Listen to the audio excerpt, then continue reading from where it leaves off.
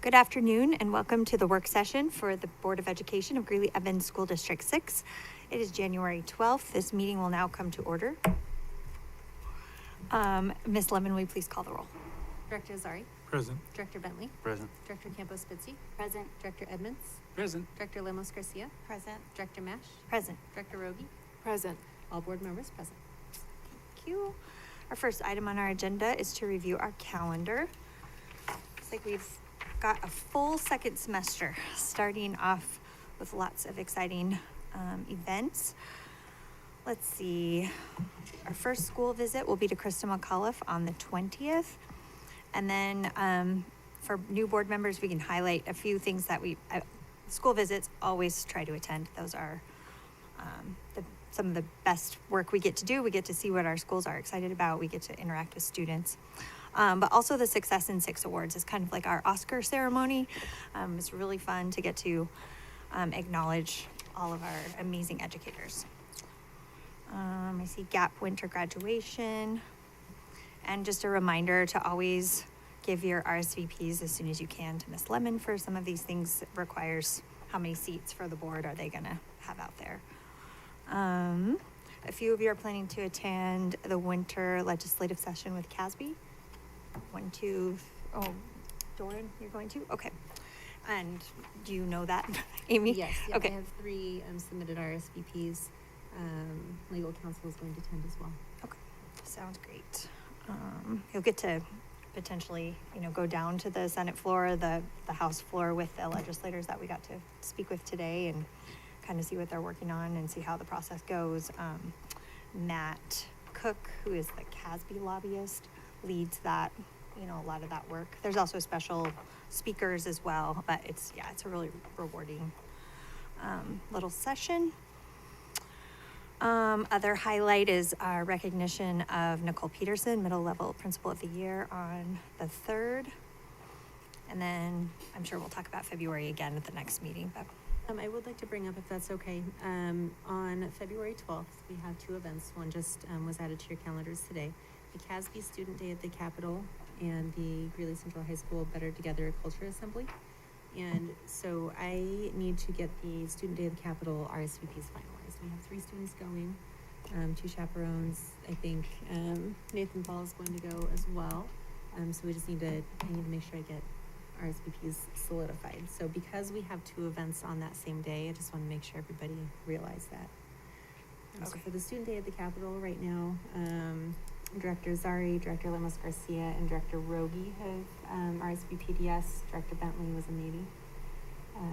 And then for the Culture Assembly, Director Lemus Garcia was a question mark, and Director Bentley was a question mark as well. So within the next day, probably I need to get those tickets for the CASB Student Day at the Capitol. And just, I thought I would give a little overview about graduation, GAP graduation, since we haven't had a graduation yet with all of y'all. We will typically meet, they'll typically watch for you in the lobby and then take you backstage. And then we'll walk in together probably with the staff, but we'll all be there to give, Anthony and I'll be there, and there'll be other staff there to give you guidance. And then they'll have seats assigned for us on where we sit on the stage, and we sit on the stage. So you'll want to dress business professional. This one we do not wear gowns or caps to. Is it you, Weston? Mm-hmm. So they'll give you the speech. Mm-hmm. You'll have it, so you don't have to prepare a speech of any kind. You're accepting the class on behalf of the Board of Education and the school district. And basically declaring them graduates. Yeah.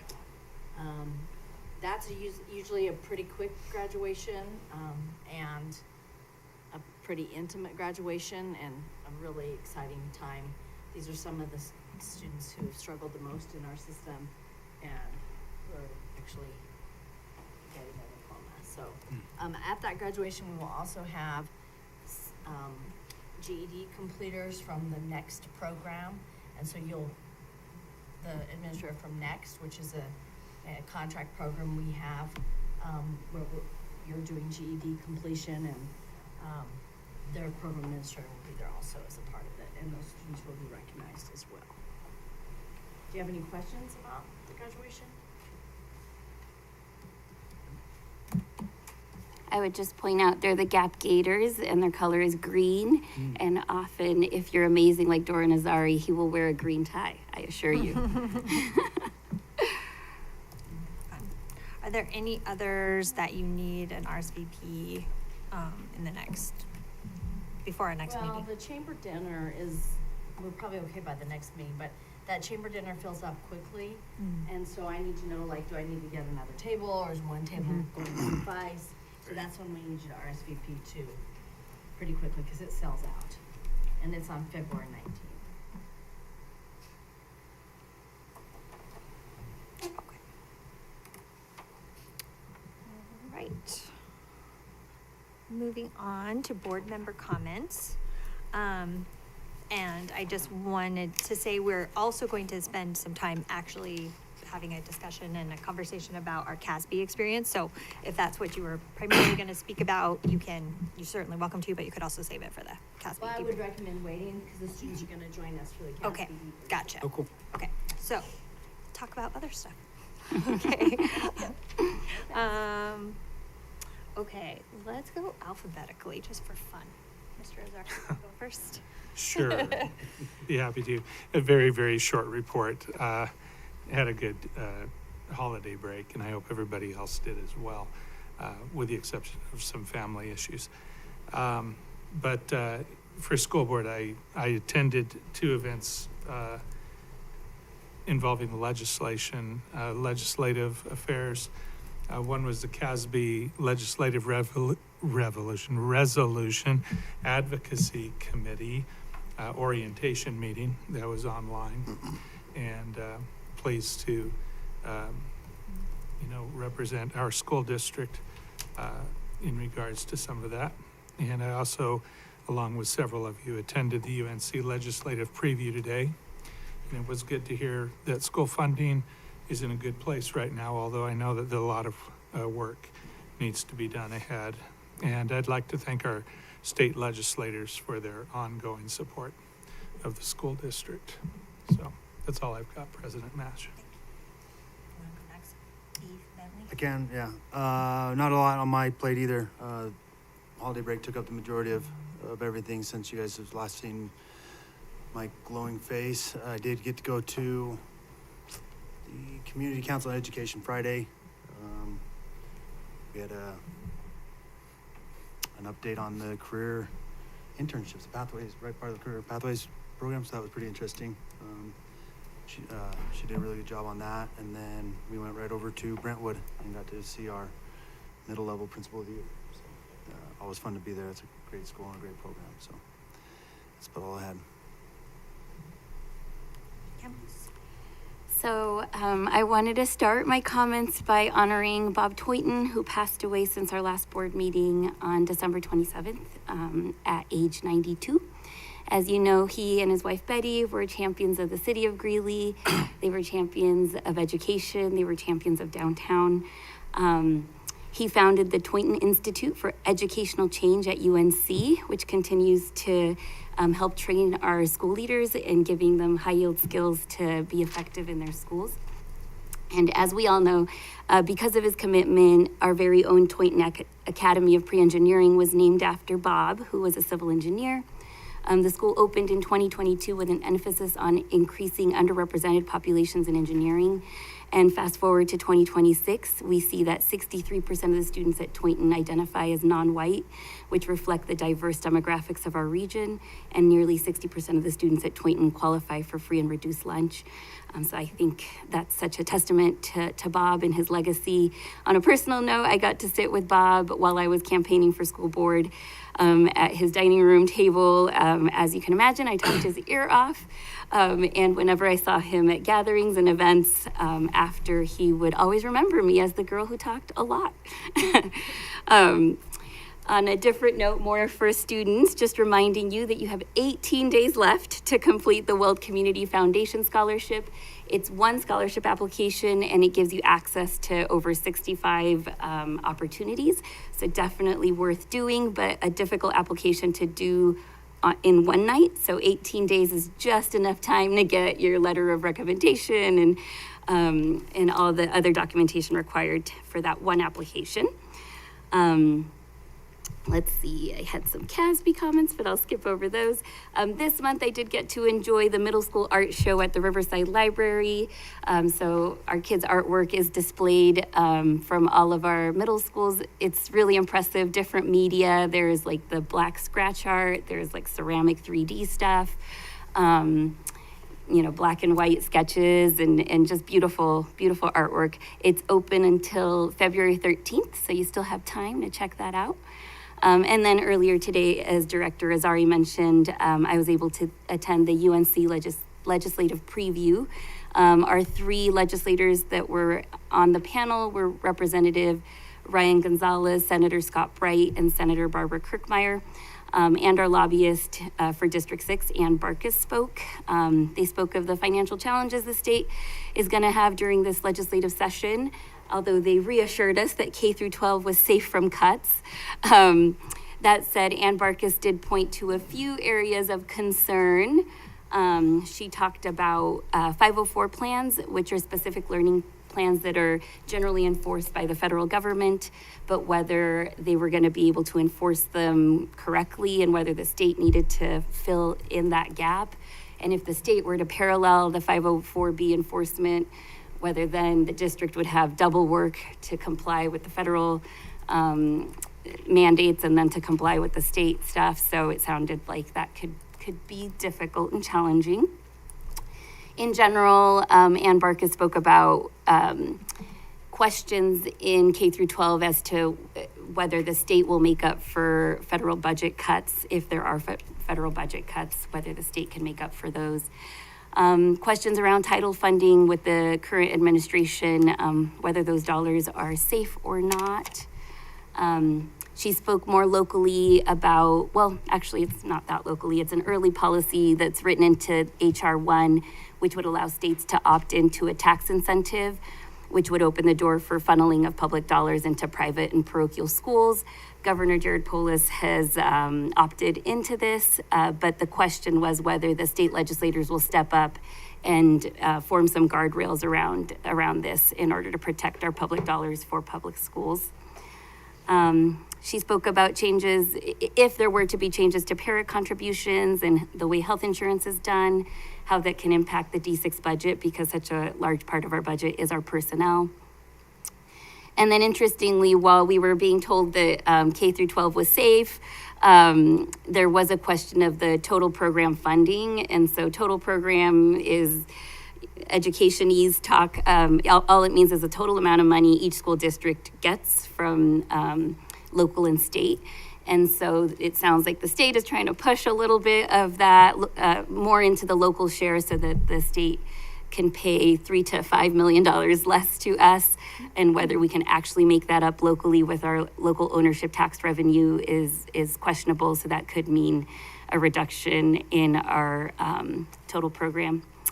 The good news, as Director Azari mentioned, the governor is respecting the current finance law funding, and the budget stabilization factor is not being put in place this fiscal year. So for now, those things are things that are highlights. They talked about other things that interesting, I think we'll talk about with Mr. Nate Fall around his legislative update that he's going to give us. But they talk about AI and school safety and local control over curriculum enhancements. There was some talk that at the state level, they might mandate if a student succeeds on an assessment test that they should automatically be enrolled into certain classes.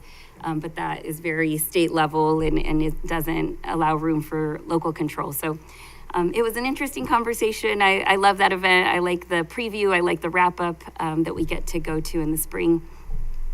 Just to hear what's going on, where the dollars are, where the concerns are, and what we need to be on the lookout for. Thank you. Director Edmonds? Yeah, not a whole lot to report board-wise, except to just say that I'm really excited about, especially seeing this full calendar of things. I will make one comment, or a couple comments about the legislative preview we had today. One, I had actually a community member come up who is involved in the Discover District 6 Academy, and she had just commented about how wonderful of an opportunity it is for her. She's a realtor. She's been in the community for a long time, and she's learning things about our district, about what we're doing that she never knew before. And sometimes it's insights that you kind of don't get unless you run for school board or you work for the district. And so it's more of just a comment of appreciation and encouragement to the community, anyone watching this or hearing about it, to really consider doing Discover District 6 Academy, just to learn about the great things we're doing. Because she said, she's like, I'll always support you guys, but like it's great information for folks to know about where the dollars are going, where the focus of the district is. And so I just wanted to pass that word of encouragement along for what the district provides through that. And then just kind of echoed shared concerns about what we heard this afternoon. There's a lot of work to be done, being told public education funding is safe, but then also being told that cuts will need to happen across the board, including in education. So just kind of some of those mixed messages. My big concern was the rural teacher recruitment and retention program. And just what that could mean, not just for our district, but some of our neighboring districts that really do depend heavily upon this, and trying to get teachers to stay in those smaller communities or go to those smaller communities. So I'm just interested to see where that goes with the hopes that UNC does not lose that program that they offer there.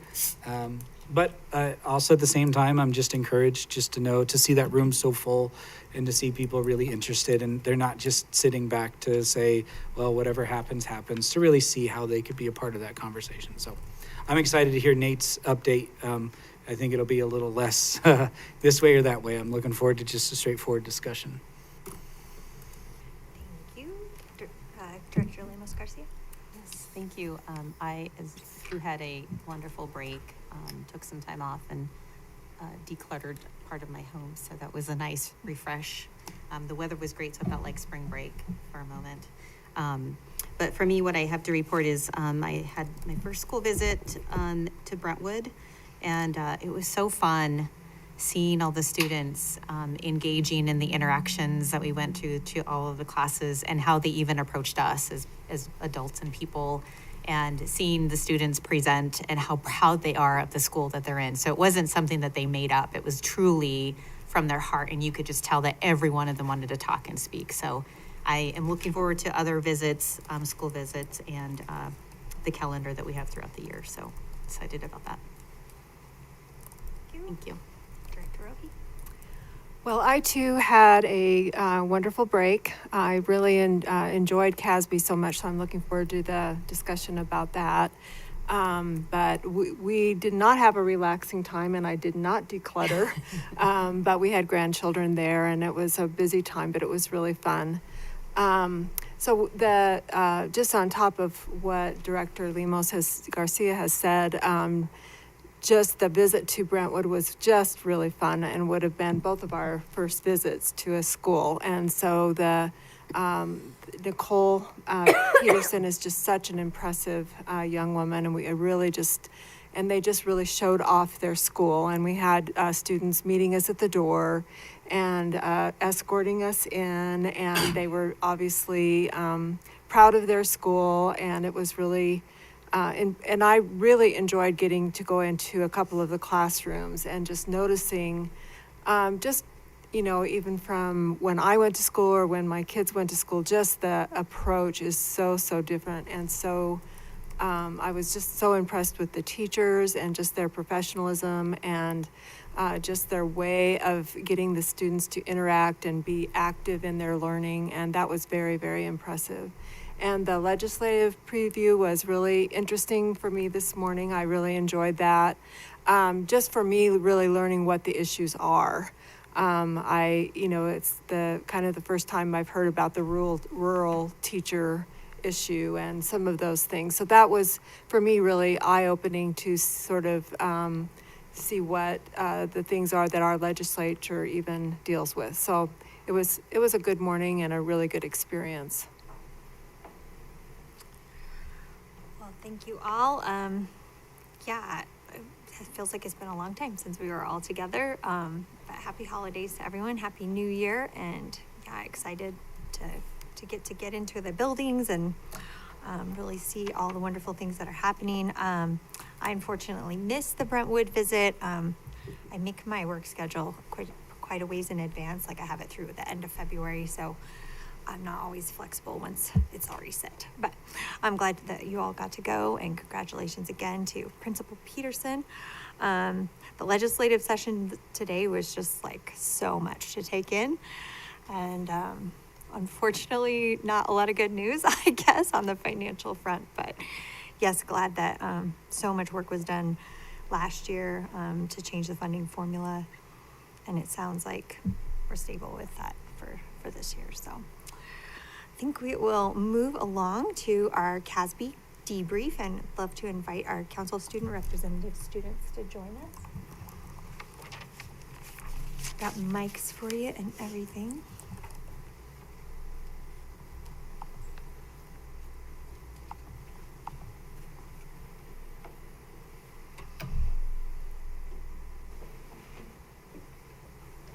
Did you have any kind of format in mind, Dr. Pilcher? Let the students go I think first. it'd be great to start with the students. Yeah, Mhm. sounds That's great. what I'd recommend. You guys okay with that? Yes. And will you both reintroduce yourselves to the board, please? Yes, I am Sarah Venegas. I'm a senior at Early College Academy and president of the Council of Student Representatives. I am Ali Medina. I'm a junior at Northridge High School, and I am the secretary of CSR. Excellent. Well, you want to go first, Sarah? Yeah, absolutely. So CASB this year, I was able to go last year. So this year was another year for me, and it was different this year. I think the workshops were very nice. They tailored a lot to us as leaders, a lot of advocacy, a lot of understanding other students, since many of the students that attend CASB are usually the leaders in your district. It's not usually those students who are struggling or maybe those background students. So in those workshops, they taught us a lot about how we can include those students who might feel like they're in the background, who might feel like they're not as supported or as heard, because many of the times when our students in the district see, for example, council student representatives or those leaders in their school, it's like, okay, they have all the attention, what about us? So that's what we're trying to advocate for. We're trying to say, you have our attention and we're gonna make sure you have that. One of the things that I really liked about smaller districts, which there's a lot of smaller districts within Colorado, we're definitely one of the bigger ones. They have a very tight-knit community, which is definitely easier with those smaller districts and harder for us as District 6 with the amount of students we have.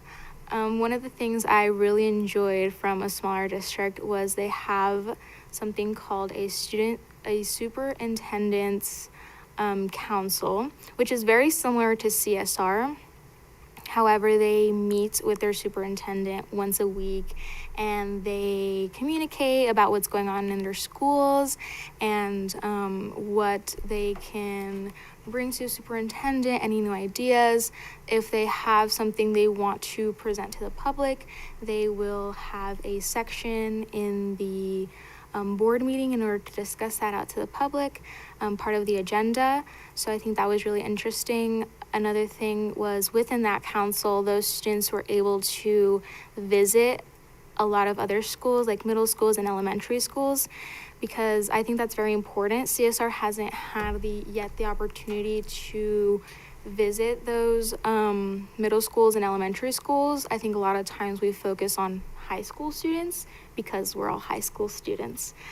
So I think it's difficult to connect with those younger kids, which I think we need to, especially since those younger kids might be in CSR one day and they're gonna be able to know how to connect with the board better, even though they're smaller kids. I wanted to add on that. I remember last year we really tried to do that. We tried to connect with the middle schools and elementary schools, and we did a whole thing on it, and we were trying really hard to be able to actually reach out to these schools. But unfortunately, it never went through. We struggled very hard with actually getting in touch with principals and making plans with them and just planning in general. Maybe we're going about it the wrong way, but I feel like a little bit more help in connections, because principals aren't really just going to answer some random kid who's saying, let us in your school.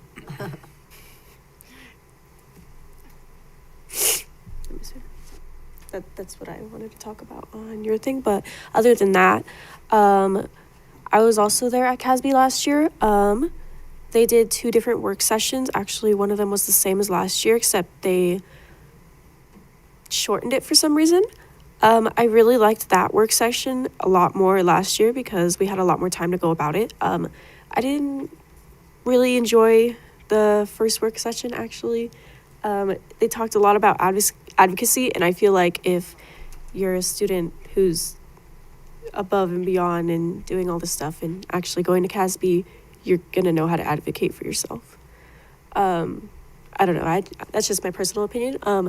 But I really did enjoy the second work session. Let's see. What else did we do?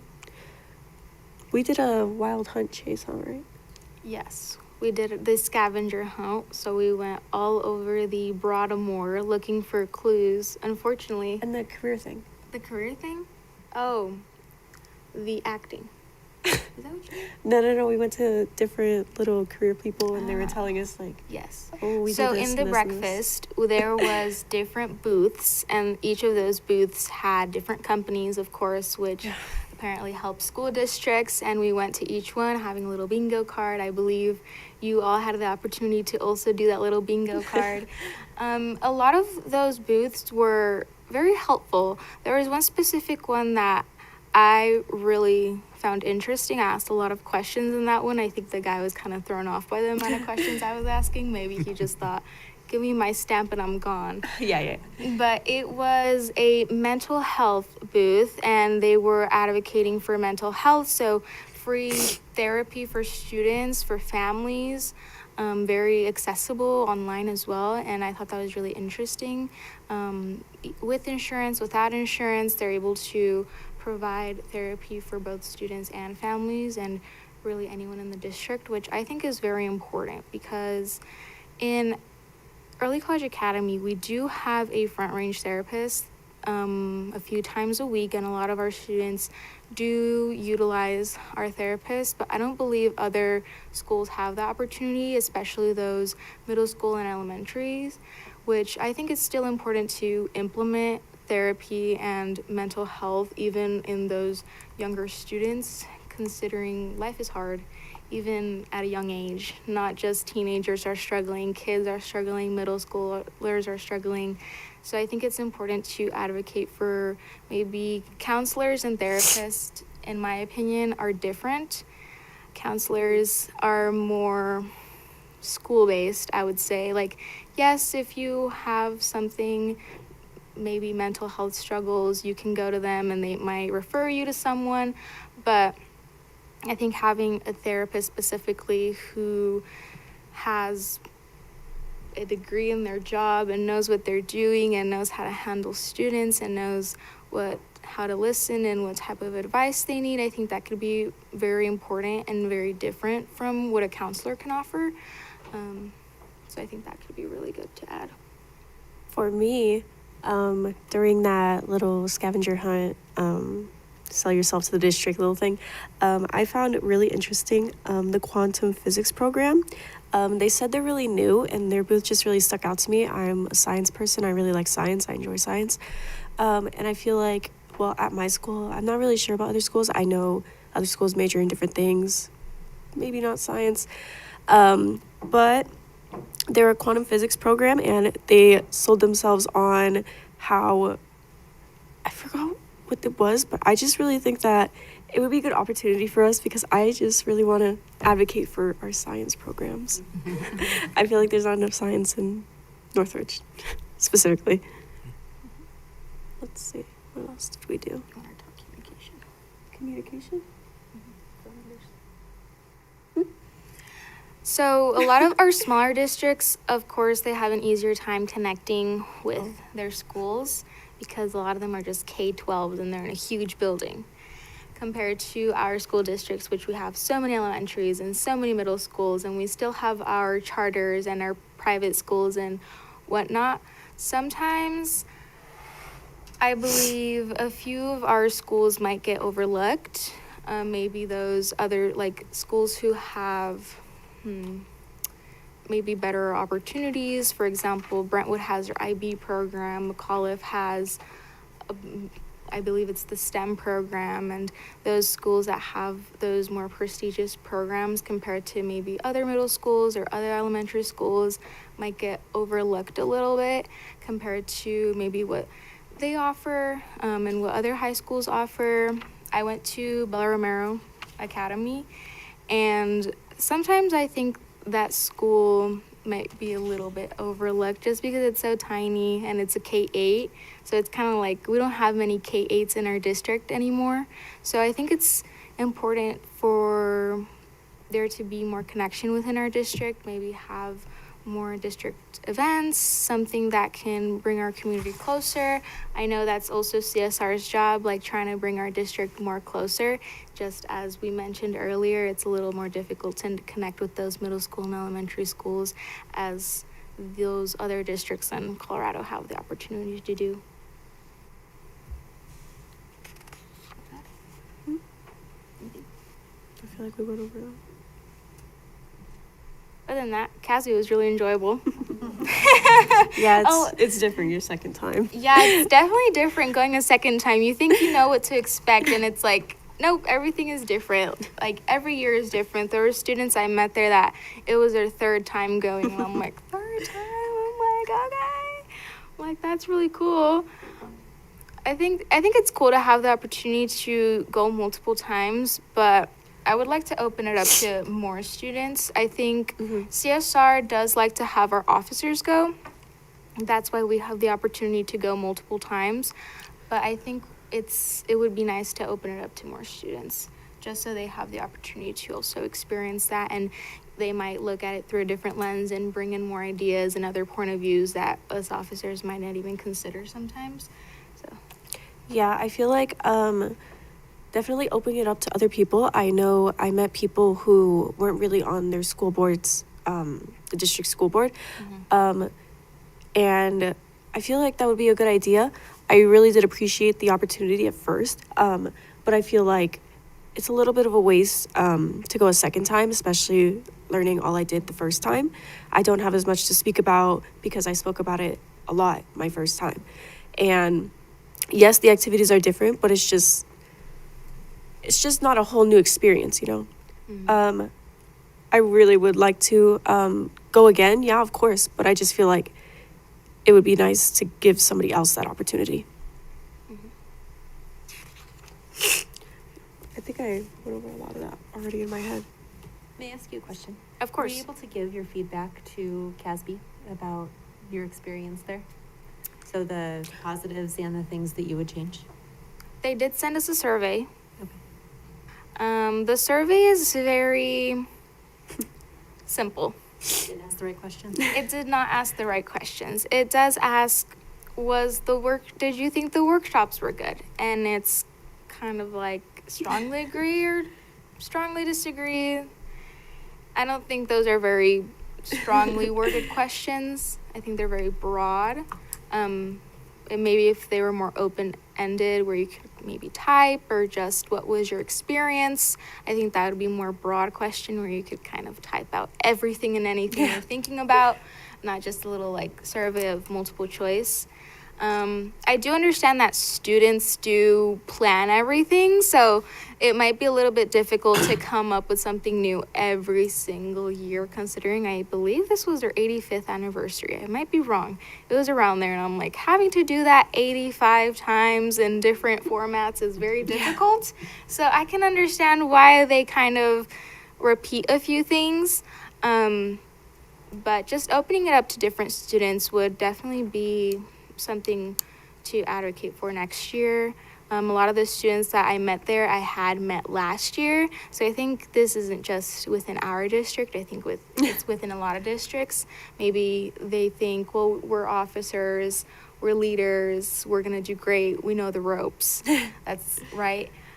But a lot of the students who might also be interested, or who just might not have the time to be an officer because they have so many other things that they're leaders in, and they might want to have the opportunity to go. So I think we just need to open it up more Colorado-wide and have students maybe go once, and that way there's more difference in each experience and not just the same. We're back. Since I believe last year we did do a CASB presentation to the board. Pretty sure, yeah. Yeah. And it's very enjoyable. Thank you. Thank you. Any other questions? I have a question. So do you Yes. think that since you've attended once, that maybe the second round you could present? So if you feel like if you went the second time and you were a participant, that maybe opportunities for you all to share out to others might be a good opportunity, instead of attending there as a presentation or the presenter rather than an attendee. Yeah, I actually think that would be a good idea, but I'm not too sure. I feel like I gained a lot of knowledge on how they do things. I didn't actually think about that. Yeah. Maybe I should try that. I don't know what the Like, rules are. but- Being one of the people who organizes it. Yes, so you do have the opportunity to do that. The application comes out around February or March, I believe. I was going to apply to be one of the organizers. However, I decided against it because the application is very lengthy and very complicated. And I looked at it and I was like, maybe not. But there is an opportunity for students who have attended CASB to be one of the presenters, to be one of the organizers. Many of the I did notice this year that some of the organizers were the same as last year. So I think that comes back to just having maybe different students, maybe have like you can do it one year and then next year maybe not, have more students. So that way you're having different voices, different opinions, and different point of views, because a lot of the organizers were the same as last year. So I think that's also why there's a lot of repetitiveness in the workshops, because they're the students who have organized it for the past few years. Any more questions? I love that you brought up that the vendor that stood out to you was the one focused on mental health. And I don't know if you guys will stay for the full work session, but one of our updates is on community schools. And so I think that would be a presentation you would enjoy, because that's part of that community school and integrative model, is to bring in mental health and physical health services. So that's cool. And then I love that you guys are trying to reach down to middle school and the K through 5s. We do have 6 middle schools in our system if we include D6 online. Well, actually, if we include D6 online, I think there's 7. So we do have a lot of K through 8, K8s, yeah. We've actually increased K since you guys were in elementary school. We've actually, Toynton, McAuliffe, Fred Chartis, Madison, we moved to a K8. So it's really a pretty popular model now. The other thing that I think is different since when you all were in elementary and middle is that we do have a North Range therapist at every site. Okay. Not necessarily full-time, and then every site has either a school psych or a school social worker as well, presently. So now, several of those social workers are paid for on federal grant dollars that we understand are gonna be cut next year. So, but I think it's an interesting idea about who should attend. And so I think that's a conversation that the council student reps can certainly have. Like, how do you all want to determine who attends? I do know CASB wants they want that leadership from the officer kind of level, or the school leader level. They do want that, because you got to have leaders in the room that naturally lead. But a lot of districts don't have a council of student reps. They just pick the kids to go. They don't actually serve on a council. But we should be able to help you to reach down to elementary and middle more, if that's something that the council of student reps wants to do, and even think about a mentoring program maybe, or something. Definitely. That would be. Yes. We should be able to help with that. We tried to implement that last year, as Aaliyah pointed out. It's just very difficult It is to hard. do it on our own. Yeah. So that's something we should be able to help with, maybe. Awesome. I'm excited. Well, that's for next year, so good We're really luck. glad you guys went. Thank you for going. Yeah. Appreciate that you're not greedy to have that experience again for yourself, but you want to share it with others because you felt like it was so fun. helpful, and fun. Anytime you get to just get away, and it's so pretty there, yeah, for sure. So, thank you for wanting to share that experience with us. course. And we always enjoy our breakfast with you, and you guys are all like fired up about what you just learned. Oh, and, yeah. yeah. You attend some of the general sessions as well, the big speakers. They didn't do that this year. They didn't have them do that. So that was different than in the past. Yeah. They, in the past, they've sometimes had the general session speakers then go, the students would come for that session, and then sometimes that speaker would go work with the students on a workshop, but they didn't do that this year, and I don't know if they did it last year either, but they didn't do it this year. I don't believe they did it. I think they've changed that. It used to be, though, that students would be in the general session. There was even a session where our students used to be on a panel in the general session. So they've changed some of that up. They probably just always, like you said, 85 different times. Let's try it. This seemed popular. Oh, that seemed like a flop. I think the student panel was very popular. I think that would be very worthwhile to re-implement, but. Yeah, and they were usually on like a specific topic. Yeah, and you'd even kind of like do little breakout sessions where you speak with a smaller group. So. Yeah, student panel on their perspective on artificial intelligence. Yeah. That would be. Or sometimes they just do multiple questions. Yeah. Well, I think that CASB does seek feedback from us as well if there's things that we want to see. So we can always send that their way. So, yeah. Do any other board members want to share their experience? Something that stood out to them at Casby?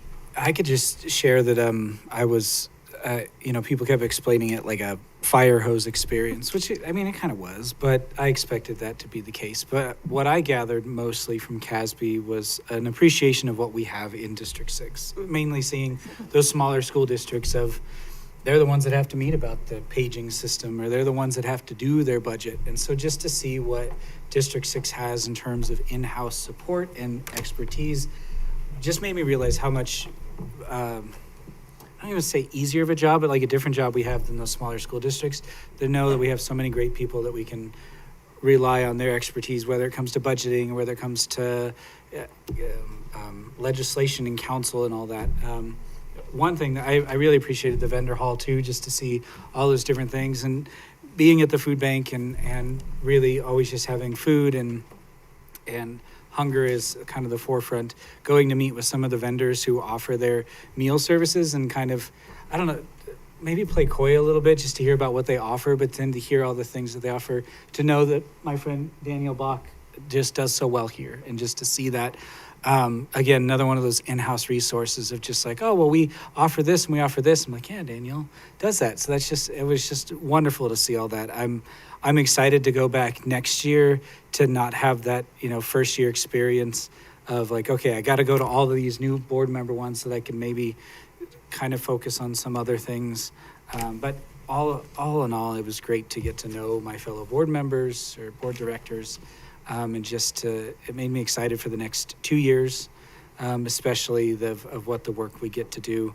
So it was a great time. And I stole a pair of antlers on accident. Oh, from the photo booth? Oh my gosh. So I might just have to steal things every year. Oh dear. Well, Go ahead. Go ahead. I'll go next because I was only there for one day, so I have, limited to report. So this year, Casby landed at the same time as my UNC Board of Trustees meeting, and so I only got to go for Wednesday and then had to come back home for the rest of the week. But Wednesday was a really important day. We got to have a work session, just our board, so D6 board directors. It was a day-long session. We obviously onboarded and welcomed our new board directors, but just reviewed our board protocols, Robert's Rules of Order, best practices for how board directors are supposed to interact with stakeholders, which means like parents and teachers and community members. And so it was a really good reminder of that, and kind of, I think this was my fourth Casby maybe, but just being reminded of what our role is as board directors. And it really boils down to three things. And one is our budgetary roles, so fiduciary duty, making sure that we're not in the red, that we are being faithful to our mission, vision, and strategic plan, and that we're, holding everyone accountable to that. And then to make sure that our reputation, that we have a good reputation in our community in Greeley-Evans. And so being ambassadors for our community, for our schools in our community. And really that's our job, that those three things, there's a lot of extra that we get to do, like that are fun and things like that. But really it comes down to the budget, mission, vision, strategic plan, being faithful to that, and upholding our reputation in our community. So it was great to be reminded of all that and get to meet you guys and get to know you a lot better. And yeah. Are we doing round robin or? I think we're Okay. Well, whoever wants to talk. Zigzag. I certainly enjoyed the time at Casby. It was, of course, my first time there as well. The first day we did meet as a team, as Brenda mentioned, Dr. Campos-Spitzy. And it was great getting to know how everybody's brain works and how we can work together as a team. I enjoyed that piece. The piece that for me, I was so intrigued with all of the workshops, I wanted to attend them all. And of course, you know that you can't, right? You have to divide your time. And it was so great just really taking it all in. And I'm a note taker, so then I took notes and I would review them when I got home. And so just continuing to learn how we can provide the best that we can for our district. And knowing that we're in the best district anyway, right? But to be able to continue that and to learn more as we move forward, I think is so important. So I truly enjoyed every component of the CASB piece. I was sort of thinking about reviewing in my mind kind of a lot of the things that we went to, and kind of the two things that stand out to me are the two keynote speakers that I listened to. And the first one was the skateboard principal, and he was really fun, but I just could not relate to him at all. I just was like, oh man, that takes a very specific person going to a very specific place, in my opinion. But I thought he was really, really interesting, and just, the building of relationships with kids, with teachers, with the community. And that was, I think, the strong message he had. And then, and I don't have the name, but the elderly gentleman that spoke, I went to a workshop of his. Constantine was his last name, Yes, Stephen, I yes, think? yes, Steve Constantine. And I loved his kind of his focus on communication with families, and that the family is the number one educator of a child. And I just thought that was such a revolutionary thought for me, that is so true, that is those are the people that are there. And as much as we sometimes think, parents don't care, they do care. They just are stressed and have a lot going on, and sometimes don't have the time and energy to do what some other parents do. So finding ways to tap into those kinds of parents and families, I thought was really unique and thought-provoking. So I kind of, those were the two things that really stood out to me. Do oldies have anything to say? Yeah.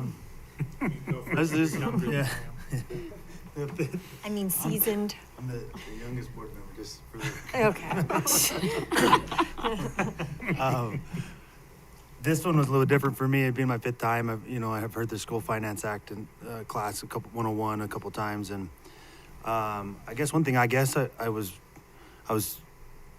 hoping to hear more maybe about the Federal Board of Education and anything happening there, and I think the lack of information that we got about that and the lack of clarity just probably explains where everybody really is, and nobody really knows what's going on. So that seems to be the topic every time. We're waiting and see and looking for guidance or something. So I was a little bit disappointed to not hear anything, but I also understand that I think there's just a lot of unknowns. So, but the breakout or the speakers, the keynotes were really good this year. They kind of had the same theme to a degree, connecting with your community.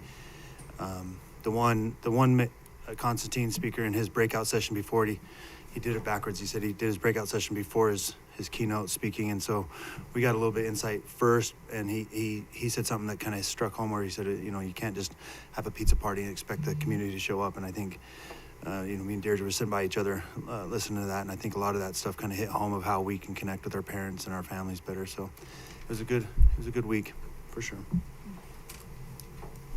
Yeah, unlike Kyle, no matter how many times I go to the school finance, I leave, I think, more confused. And this year I'm very confused because, again, as Kyle alluded to, so many things are happening at the federal level and the state level. And that goes hand in hand with the legislative review session today. It does make your head spin a little bit and wonder what is going to happen.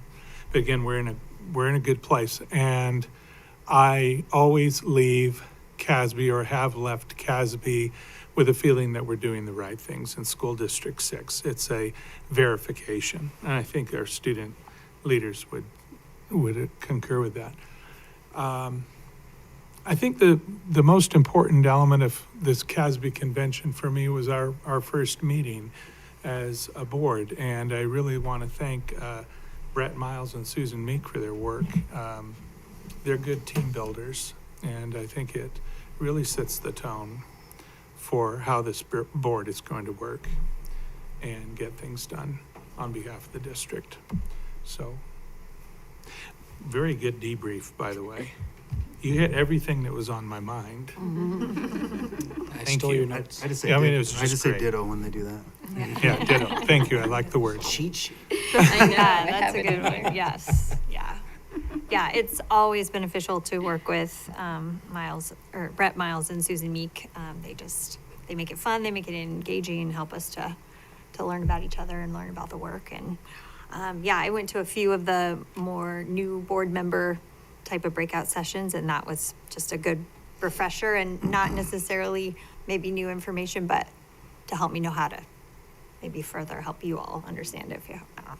But yeah, it's always rewarding to like be in a room full of like-minded, intelligent people who are all working towards the same solutions, or trying to find solutions to the same problem. So yeah, but yeah, I'm so glad you guys got to go, and thank you for passing the torch. You're a junior, did you say? Yeah. So you could go one more time, or you can tell all the younger, the lower classmen how great it is. Yeah, Have them come back and tell you what they did. Yeah. That would be fun. Yeah. All right. Well, thank you. Is there any? I think we'll move on. We're a little bit behind, but that's okay. So the next item. Yeah, you guys can be dismissed. The next item on our agenda is an update on our community schools project. Thank you, President Mash. Well, we're transitioning this. I'll just set it up for Anthony and team to present. We began exploring the concept of community schools seriously last spring, almost a year ago now, particularly with Brian Lemos, who's coming to join Mr. Osmus, and with Ramon Reyes at Maplewood Elementary School. And interestingly, 10 years ago, I went to a high poverty, high performing schools conference where we had the opportunity to learn from folks who had worked very closely with high poverty, high performing schools. And one of the things that they spoke about at this conference was the importance of community schools and schools being a hub of the community and bringing all the services in one place for families to access, and really helping families to feel like this is their school, so that they want to be in the school and that they have a meaningful role in the school,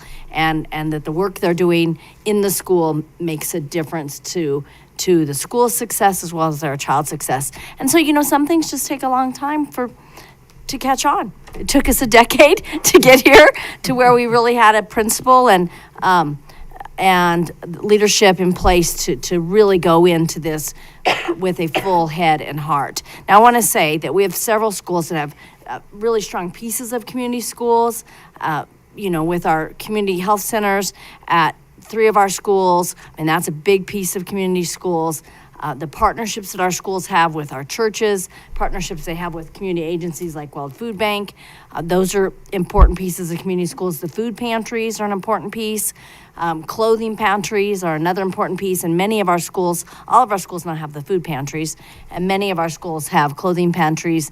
We do have laundry facilities at a few of our schools now. That's a piece of this as well. Some of our schools have had parenting programs where they're teaching parents how to be better engaged in like the SAC committee, or in how to better advocate for their children. So we've had lots of these pieces in our schools, but we have not gone full in comprehensive in a school. And so we are doing that. That is the plan now. So I'm going to turn over to Mr. Brian Lemos, who is our Director of Multilingual Learners and Cultural Excellence, and Mr. Anthony Osmus, our Assistant Superintendent of Family Engagement. We keep changing his title. I know.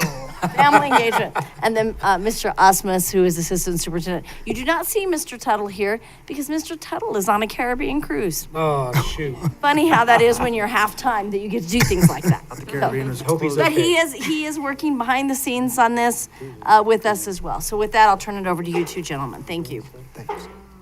Thank you, Dr. Pilch. I'll kick this off just a little bit. So President Mash, Vice President Bentley, members of the board, just want to introduce myself. I'm Anthony Osmus. I'm an Assistant Superintendent of Secondary Schools with Brian Lemos here, our Director of MLs and Family Engagement, Multilingual Learners and Family Engagement. And we're excited to just share a little bit around community schools. Now, I'll start a little bit because, like Dr. Pilch said, we have done some work in the past. And in the past, I was an elementary principal, and we did dabble a little bit with community schools. And we just did not have a district model that we went after. So I'll share a little bit of that experience. And I was a principal for several years at Centennial Elementary, which is a high poverty school. And what we know about high poverty schools is they do serve students with tremendous potential, but they are impacted sometimes with factors that we can't always control inside the school. Research around community schools says that it's effective because it recognizes that academic success is closely tied to student well-being, family stability, and strong community connections. And we really find that to be true. So let me tell you a little bit about what we did at Centennial and how we're taking that to the next level here with our community schools. And so at Centennial, we were very fortunate because we did have a school-based health clinic in a partnership with Sunrise. And let me tell you how beneficial that was. Families would come and they could check out their students, go right on site to a doctor's appointment and come right back to class. You're not missing school, helps with attendance, helps with engagement, all of the things. And we also, they also partnered with a dentist here and there. And so students that did not always have access to a dentist, they could have that right on site. One of the things that we prided ourselves on was our monthly parent meetings, which filled our cafeteria. And we wanted to get feedback from our parents, like, what do you need? Parents, what do you need? One of the things that we heard over and over is parents need a job. They need help getting a job. And we also, at the time, way back when, we had our newcomer center at Centennial. So we had all these parents that were new to the country, students that were new to school came to our site. And so they needed a job. And so we partnered with OtterBox to help support this. And we had several opportunities for parents to come to our computer lab, create resumes. OtterBox would help them with some interview skills. It was a great partnership we had at the time.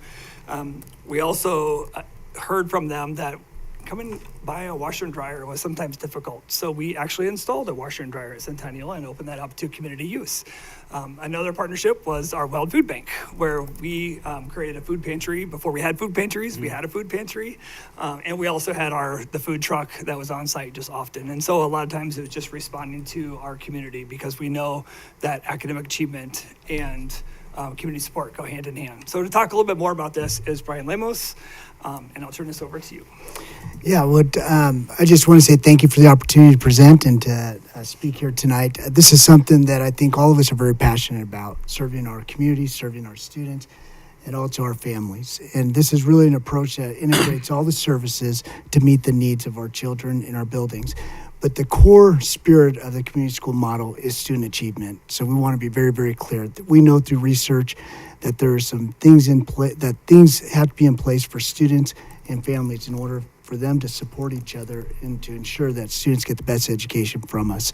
And you talked about that earlier, Director Brenda, and you said about the integrated supports around mental health, medical assistance, and we also know that dental assistance and all those things.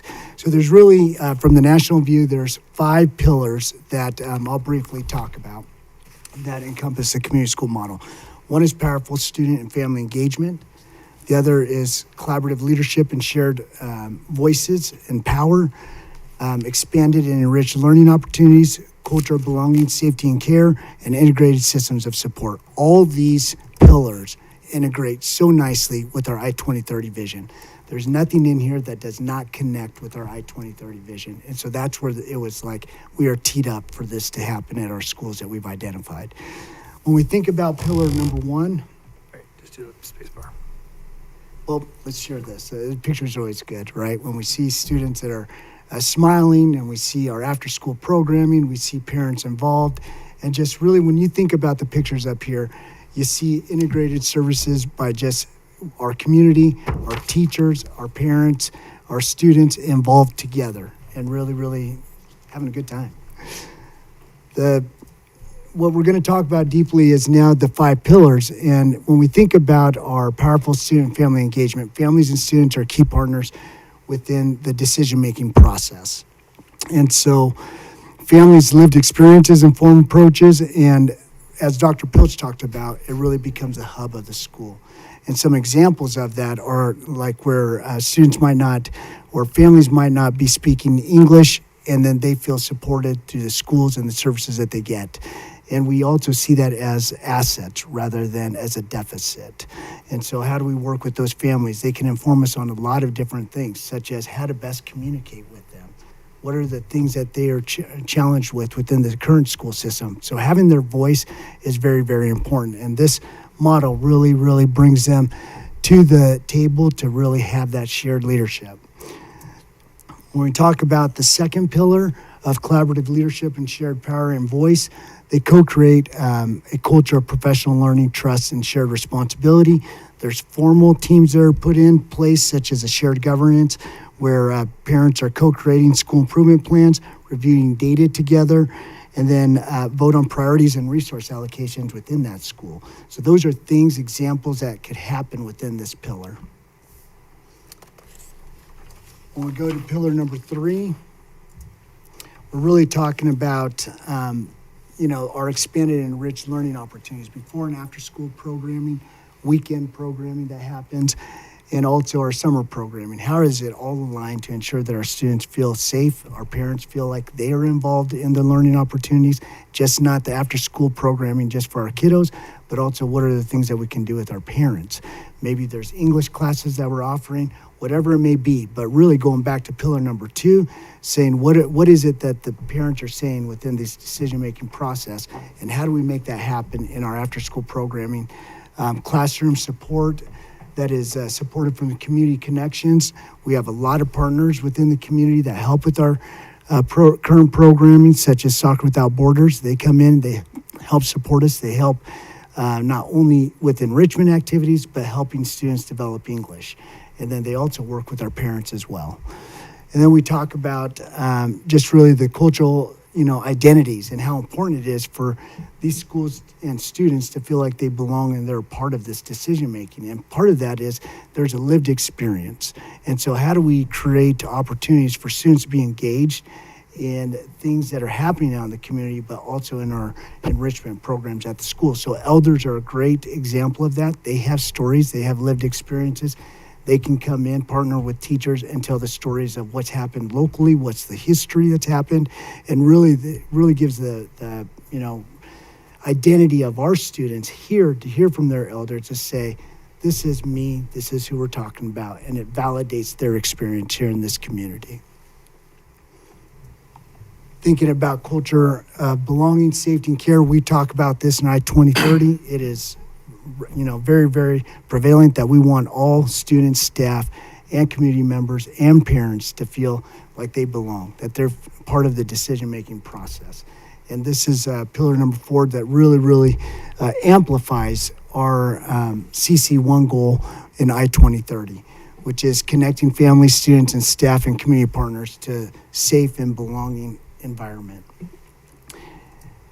And then the integrated services, as you can see from the picture up here, we have the mobile unit from the Public Health Department, which goes to Maplewood currently right now and other several schools. And really it's around that health support that they give. But really it's consolidating services, making sure that community partners or the school system with counselors, social workers are not duplicating services, and we have clear alignment in how do we support our families and students. And just really, we really want to amplify this, as Anthony was talking about at Centennial. They have a health center there on campus. I had the privilege of being a principal at 2 community schools. One was an elementary, one was a high school. And the difference that made in our attendance was huge, because if a student was having some maybe dental needs or was sick or just needs some support, we could send them over there and they could come back, and we can make sure that they were getting the proper support that they needed. Mental health services is another one we had on site there, and we want to duplicate those things.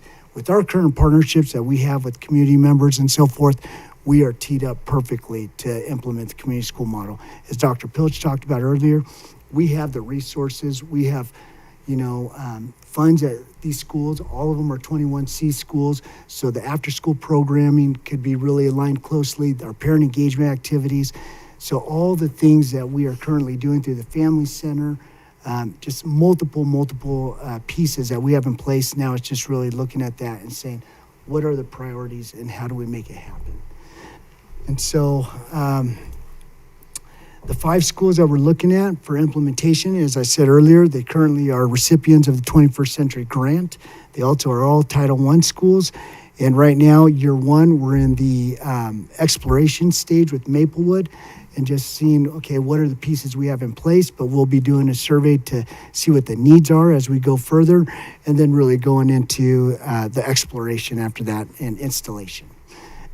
And the next schools that we're thinking about, that we're proposing, would be Centennial and Madison. Both of them have health centers on site, so they are very well positioned to implement a community school model. And then Romero and Scott would be year 3. Anything else you want to say? No, I just thank you for listening. We can answer any questions, but we are super excited to think about going all in with this and connecting achievement and student support and community resources. Thank you for your presentation.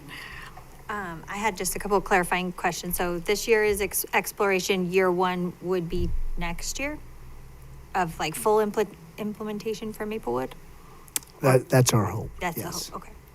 And then, is there like a director that would manage the community schools program either at one school or all the schools, or do we know about that yet? Yeah, you're looking at him. Oh, yeah, that's you, okay. So Seems like a big all thing of to the add. sites, all the community school sites would have a community school facilitator on site, and so they would do all of the work, and then Mr. Lamos then would be the director that would oversee this and support the work.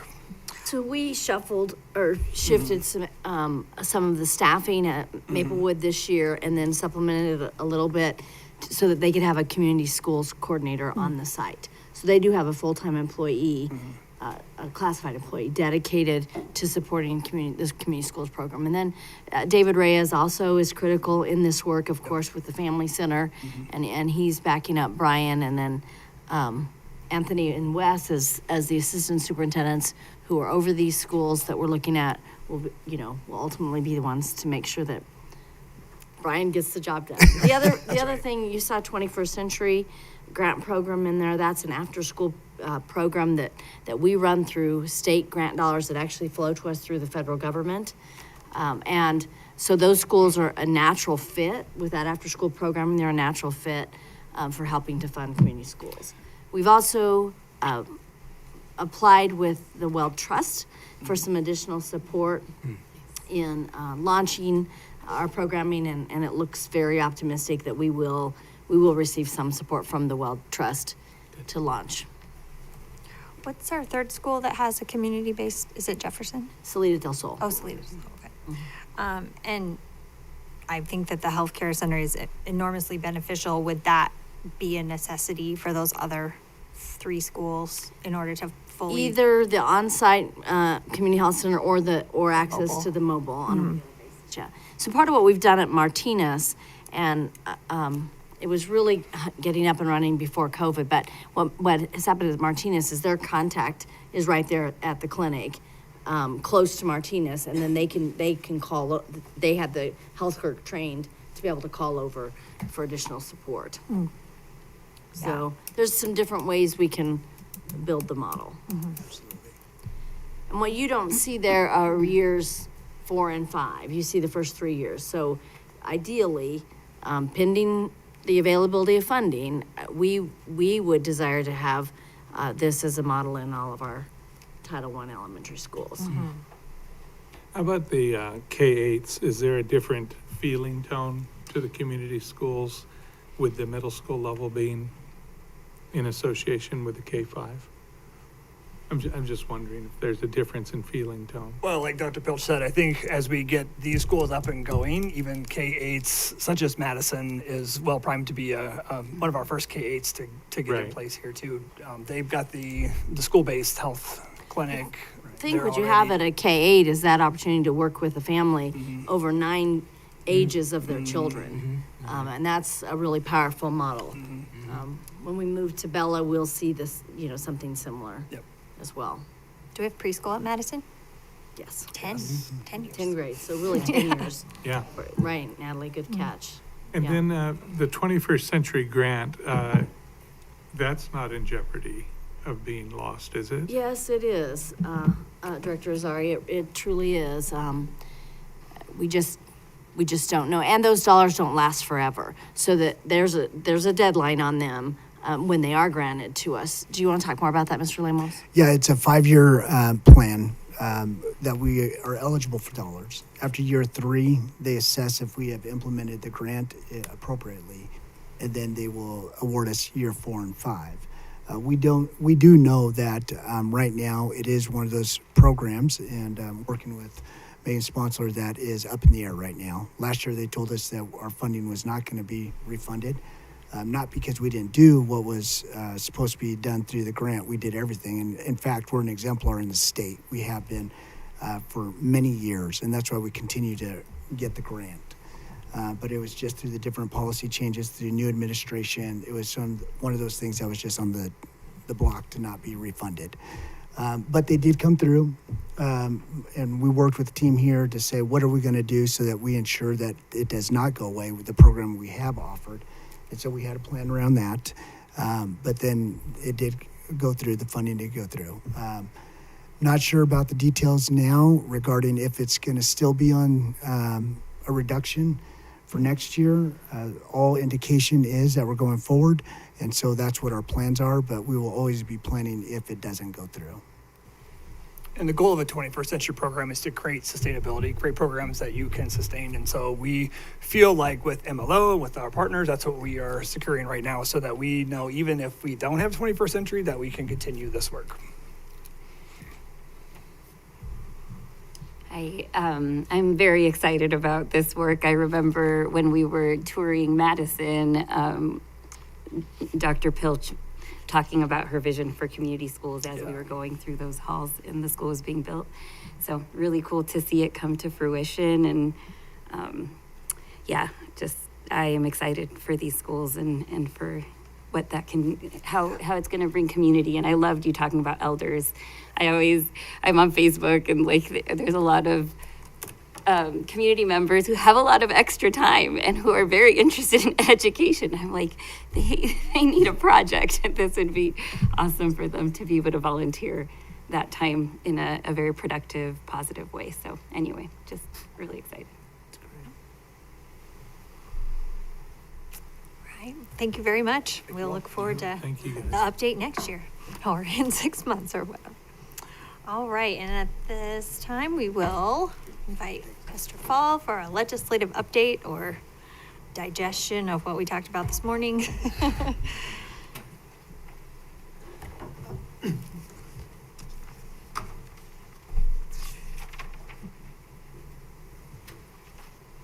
Thank you, President Mash, Board Directors, Dr. Pilch. My name is Nate Fall. I'm legal counsel for the school district. Nothing like a last-minute meeting before dinner time to talk about legislation.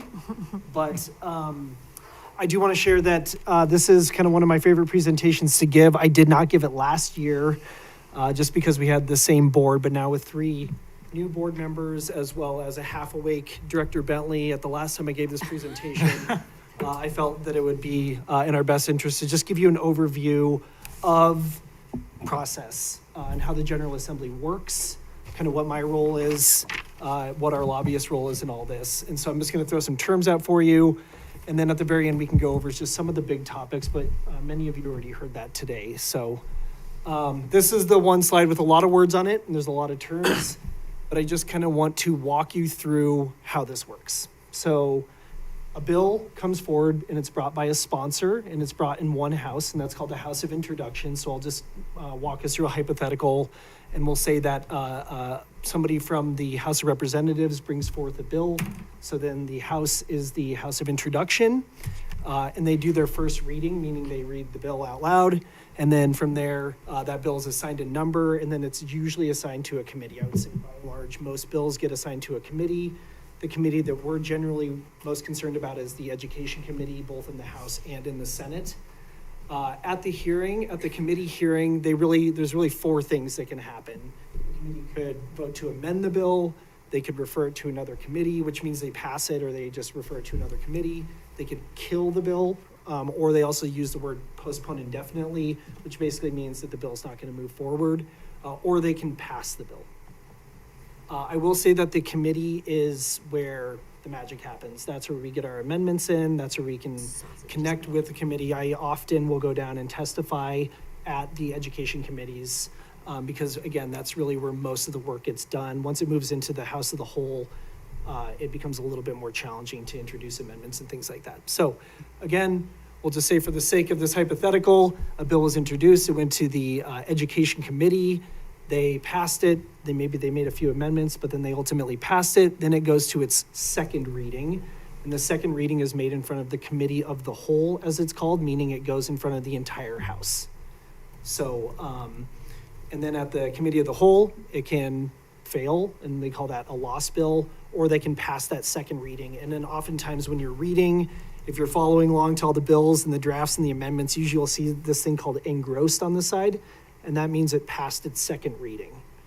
And if it passed the second reading, then it goes into the third reading. And then again, they'll discuss it on the House floor, and if that passes, it's then called re-engrossed, and then it moves into the Senate, where it does the process all over again. Generally, so if a bill goes through the House Education Committee, it's more likely to go through the Senate Education Committee. Many times bills can then go to the Appropriations Committee because it involves money. There's a fiscal note that's attached to the bill. And so usually for most bills, we end up going to both the Education Committee and the Appropriations Committee.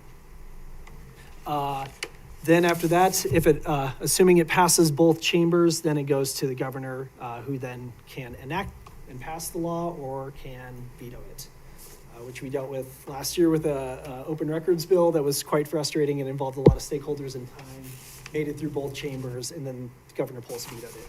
So I'm not frustrated. I'm just expressing some facts here. So there's also an appropriations bill. Those are usually bills that are not permanent. They're for 1 year, kind of one source funding type bills. That is opposed to the long bill, which is an appropriations bill, but the long bill is kind of that School Finance Act bill that we spend a lot of time talking about and digesting. That's it. There's also, once it goes to the first house, the House of Introduction, and the second house, instead of engrossed and re-engrossed, we use the terms revised and re-revised, even if there's no revisions. But that's just the kind of term of art that they use. So kind of any questions about that? The late, great John Hafley called this my Schoolhouse Rock presentation, so we'll go with that. I was hoping you were going to sing. Lobbying, we do have a lobbyist that works at the district. If you attended the UNC event today, you saw Ann Barkus. She is the district's lobbyist. She represents several school districts throughout the state. She is phenomenal. She knows a lot about school finance. She knows a lot about what her clients kind of need, and she really knows what angle that we want to approach things from. And these are really what a lobbyist does. And then, of course, ultimately, and this is of most interest of this board, are the positions that I'll work with our lobbyist on, proposed positions, and then I'll bring them in front of this board. And so the way it works is I'll share with you a list of bills. I'll share with you kind of my proposed position on the bill, and then I'll let you all kind of tell me what you think. So these are really the positions we often end up taking. By and large, we just monitor most bills. There's some value in kind of reserving our political capital to focus on just a few bills rather than trying to put our voice in on every single bill that might be out there. So any questions about that? These are your state legislators. A few changes I wish I had remembered. I know Scott Slaw took over for Ryan Armagost. Dusty Johnson just took over. I'm so sorry. I wish I could remember some of these. But you know that some of these individuals were in attendance today at the UNC event. And so these are the folks that we often work with when it comes to bill drafts or questions about bills. And these are folks that I encourage you to connect with if you feel like you need to get your voice in the room on any of these particular bills. Can you remind us which ones are in the Education Committee? Yes, so Senator Scott Bright is on the Senate Education Committee, and then I believe Representative Gonzalez and Representative Garcia-Sander are on the House Education Committee.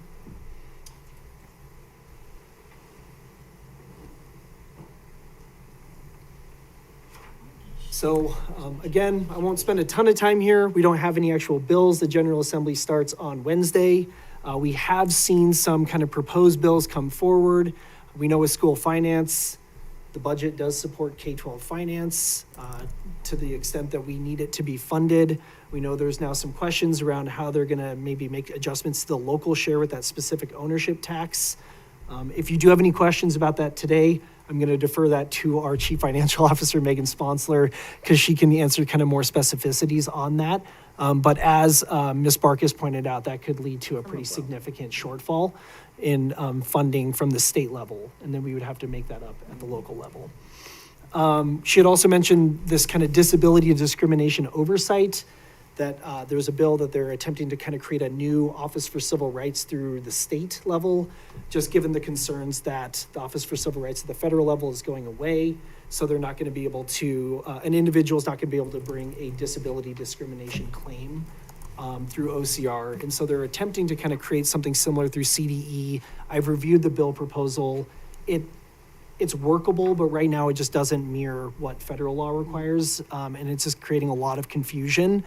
And so we're going to be working really closely with the sponsors there. And, you know, ultimately, if this is something that they want, I'm guessing there's going to be a pretty big fiscal note that's attached to it, because they're going to end up having to hire 4 or 5 more investigators just to address these disability claims. And with the budget that we have, I'm doubtful that they are going to be able to pass something like that, but we'll see. Academic achievement, we know that there's kind of this auto enrollment for gifted and talented students. If they pass a certain score, the next year they're automatically enrolled into an AP class, for example. And that's really just for rigor purposes, to make sure that students are getting the highest level of education that they can get. And also that some students don't know that they might be capable to enroll in some of these classes. And those tend to be kind of more the disenfranchised student groups that typically don't enroll in those AP classes. So there is value to that. I just think we need to think a little bit more about how that might work. Implementation for that wouldn't come for several years. I did throw the Cora bill on there, the Colorado Open Records Act, because I know that the bill sponsor is going to be making more attempts to look at that with a little bit harder of a lens, and maybe Governor Polis will accept or pass this version. And I don't know if there's anything else from this board, but if not, I'll leave some time for questions and comments. Would you be able to just share this? Yes. Because Yeah, that we'll first post slide it. was super, was Yeah, we'll post it great. for you. Yeah. Yeah, and I can also, I'll link to you a couple of pages on the General Assembly's website when they give some pretty helpful overviews of this process. So, and I think even Great Education Colorado has some pretty good information. So Again, I'm just grateful for you that we've got your expertise, that you can really know this language, and the pressure's not on all of us to try to figure out all that out. So I really appreciate you.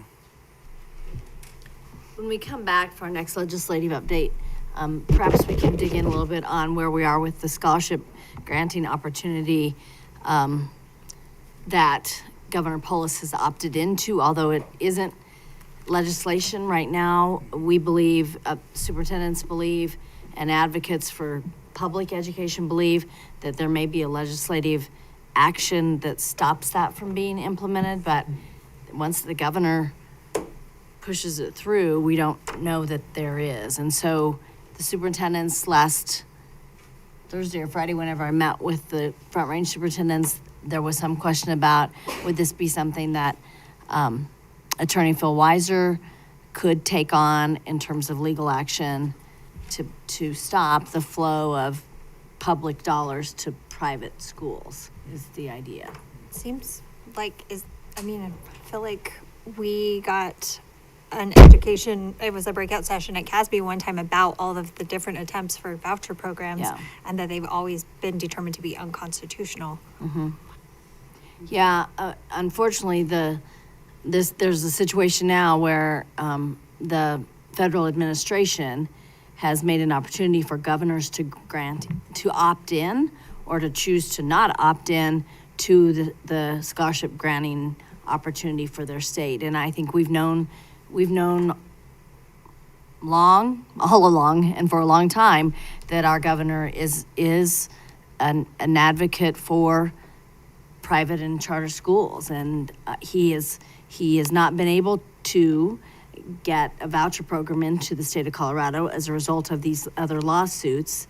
And this may be an opportunity for him to make that happen on his way out. And that said, if he's replaced next year, well, in 2027, well, he will be, he's term limited. Can the new governor reverse We don't that know. decision? The rulemaking has not been written yet on this and is not required to be done until December of 26. So the rulemaking could go as long as December of 26, and then it would be implemented on January 1. So what we don't, of 27, what we don't know is, could the rulemaking say, once you're in, you're in? Could the rulemaking say, once you're in, you have to stay a minimum of X amount of time? There's very little we know. And I think it's possible the way the legislation at least is proposed that money could flow to public programs, and so maybe the General Assembly could do something about that as well. So I just think there's a lot of unknown. It seems to be supporting private schools and private schools only, but at least the way that they're messaging it is that this money could be used for public purposes as well. So Well, and it seemed to me, just reading about it in the paper, it's worded very deceptively. Yeah. So you read it and you think, oh, that's a good idea. Yeah, it's hard to And understand it's kind of hard to Yeah. understand what Yeah, 'cause the it talks about school choice implications are. and about supporting after-school programming and supporting school choice for families, and then it talks about a tax break. And so we all like school choice. We do in Colorado, and we like tax breaks in Right. Colorado. So yay. Yeah. Yeah. Yeah, so we'll have to really pay attention to that one, too. All right, thank you very much. thank you. All right, let's debrief so we can eat some supper. And we'll do reverse alphabetical, so we'll let you go first. Yeah, this has just been really interesting and helpful, and it sounds like there's kind of a new concept for me anyways, the community schools. That is very exciting, and I go to listen to TED Talks and the guy that I heard at CASB, and then I find out that our district is already doing it. So that's really exciting for me. Director Lemos Garcia. Who am I next? We're doing Yes. reverse alpha. Oh, reverse alpha. Gosh, great meeting. Lots to absorb. I didn't think I was a processor, but definitely with the legislation information, it's a lot to process and a lot to learn. I'm looking forward to getting the copy of the PowerPoint and the links that'll be attached just so I can learn more. But good meeting. Director Edmonds. Yeah, grateful for our student reps. Thank you again so much for sharing your experience and being honest with us, especially when it comes to just standing up for your fellow student, which is very encouraging to me to see. Just like I have such pride in my community and my district, but to see that from the students as well is amazing.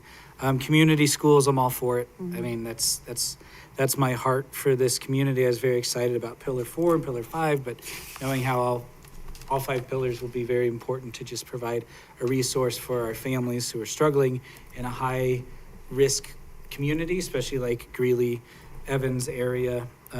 Very just encouraged. I loved when I walked, to understand now, when we walked by Madison after it was rebuilt, and to see that sunrise sign there and be like, oh, that's really cool. What's that all about? Now I know what that's all about. But just those little things that we often take for granted.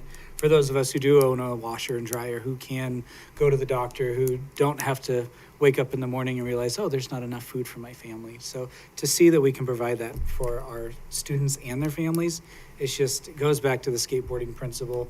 I know it didn't hit well with a lot of people there, but the idea of telling our students every day that I love you, and that this is a way we can do that through community schools is just great. And then legislative update, yeah, I think that's the part that I'm really looking forward to, is just learning more of that process to just better understand it, not to be the authority or to be able to do anything that Nate does, but just grateful for that presentation. Yep, so ditto, as Kyle would say. I work in a community-based health center, and that is the model we have is wraparound services. So on site, I'm the doctor, but there's also an optometrist, and in our system, there's a dentist, and we have social workers, and we have therapists, all in one spot. And I know our families trust us so much because of that, and they'll often come to us instead of going to the emergency department, which is often where they should have gone. But I know it does build these communities of trust. So I love that we're expanding that into education. And thanks, Nate, for the update. I loved your, what did you call it? Rocking School of Rock. School of Rock. School of Rock. Schoolhouse rock. School of There you Rock. go. Well, School School of of Rock. Rock No, is, School of Rock Jack would still be Black. just as fun. Yeah. Next? I can go next. Okay. Thanks to you guys for the community updates on the schools. That's one of the things that those guys talked about, and you can kind of see the importance, and it's a really cool feature, and I think it's gonna have a tremendous ROI. So I'm fully on board there, and I think, Nate, if you do the math, 4 years of being half awake, I've got 2 solid years of info in now. So I appreciate everything you do and keeping us up to date. So looking forward to it. Yeah, I agree all around. I am interested in knowing more about the scholarship program that you spoke about, Dr. Pilch, and how that is going to be facilitated. Me too. Yeah, and the impact it's going to have. I think that's going to be a big issue. So. Yeah, it was a great meeting. Thank you to our students. Thank you for sharing. Thanks to hear all about how you enjoyed CASB, and it is really our team building and our professional development opportunity. Thank you to Amy and Deirdre and whoever else organized the legislative preview. It was so well attended, which also is just exciting that so many leaders in our community are hearing the same information. Community schools, and like I think you said, Robin, like it's fun when we're already doing some of the things that we're hearing about at CASB. So it seems like we were, halfway or more than halfway there towards the community school. So excited to have like a very specific plan. And then, the legislative session is going to be interesting, and I always appreciate those updates, and we have robust conversation on that. So thank you all. This meeting is adjourned. Go get some dinner.